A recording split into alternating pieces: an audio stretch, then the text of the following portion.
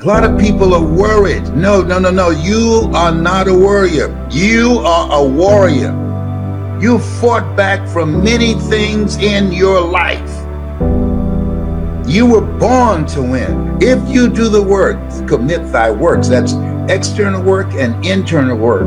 When you come out of this place where we are, you'll be at the top of your game. God has something else better for you. Now, but he needs your cooperation. He needs you to walk by faith and not by sight. I'm saying to you, you didn't lose a job. You were just released to manifest your greatness in the next greatest version of yourself, doing something that you are your own boss. Girl, I don't have no money. Don't tell me about what you don't have. What you have is enough. You are the money.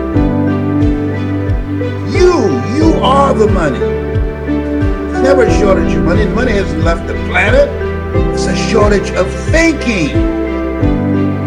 There are people that have gone from bankruptcy to millions, to billions. People who've gone from being homeless and to earning millions of dollars. And there are people living comfortable lives, and those people, they were passed by. Comfort is not your option right now. Because at the end of the day, life is a fight for territory. And once you stop fighting for what you want, what you don't want will automatically take over. And so it's a fight, it's a challenge in life every day. And what we have to do is embrace it. What we have to do is see it as a project to be worked on. In life, you will always be faced with a series of God-ordained opportunities, brilliantly disguised as problems and challenges. And so I see even cancer as a gift, as a God-ordained opportunity. So I went to the next mode necessary to start talking to people and seeking and asking for what I wanted and leveraging relationships and trying to find out, how do the people do it that went ahead of me? How do they do it? And then what is it I need to do? How is it I need to train myself, to develop myself? What's the resources that will be required in order to make it happen? And as I start seeking out and asking questions, I started running into people who said, I know someone who can help you do that. And they helped me get connected with those people. Remember, we have so much energy that can take us so far. It's necessary that you hook up with some other energy that can take you to the next level. I hooked up with them. They said, let's go. I said, away we go. Most people are not sold on them. You know people who are smart, have all kind of degrees going for themselves. And they are not living a life where they're fully independent. You want to live your life in a way that you're fully independent, that you don't have to rely on anybody. And you got to take steps to do that. And so as you look at yourself, look at your goals and dreams. Sell yourself on you. Lost this job, so what? I got that when I was looking for one. I'll find another one, the journey of the broke, or I will create one. Do what you can, because you can. You can create your own job. If you give yourself a chance, I'm telling you what I know. If you give yourself a chance, and I had to do this, I had to look in the mirror and say, you know what, Les Brown? You know why I keep on firing you? Because you got too much mouth and you get caught up in the politics of the place. You know why they fire you? Because you have not recognized the reality that you don't deserve to be here.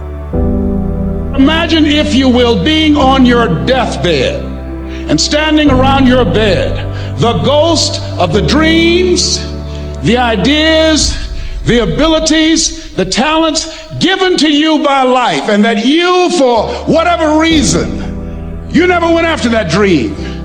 You never acted on those ideas. You never used those talents. You never used those gifts. And there they are standing around your bed looking at you with large angry eyes saying, we came to you and only you could have given us life. And now we must die with you forever. You have something that you brought to the universe, And that if you decide that my life deserves my developing this, what I do well, and becoming the best at it and mastering myself and seeing what I have within me, if you decide to drop your buckets where you are and develop your gifts, I grant you, you'll never ever be without. I grant you that your gifts will take you places that will literally amaze you.